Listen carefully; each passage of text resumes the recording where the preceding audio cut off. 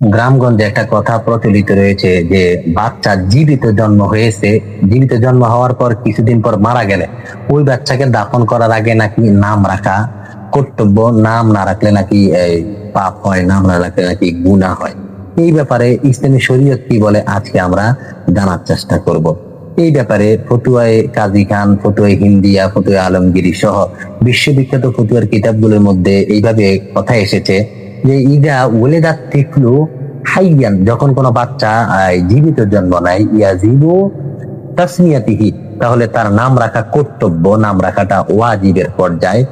ওয়াইদা মাতা তিফলু, ওয়াইদা ওলেদাত তিফলু মাইতান, আর যখন বাচ্চাটা মৃত জন্ম নেয়, ফালা ইয়াজিবু তাসমিয়াতিহি আও তাসমিয়াতিহা, যদি বাচ্চাটা মৃত জন্ম নেয় তাহলে তার নাম রাখা তেমন একটা কর্তব্য না, নাম না রাখাতে কোনো অসুবিধা নেই। কথাটা ভালো করে বোঝেন। বাচ্চা যদি জীবিত জন্ম নেয়, কিছুদিন পরে মারা যায়, মারা যাওয়ার আগ মুহূর্তে তার নাম রাখাটা কর্তব্য। আর যদি বাচ্চাটা মৃতই জন্ম নেয়, পেট থেকেই মৃত আসে, ওই মৃত বাচ্চার নাম না রাখাতে কোনো অসুবিধা নেই। মৃত হলে তাকে মুসলমানদেরকে যেভাবে দাফন করে মুসলমানদের নিয়মে কাফন দাফন করে দিবেন।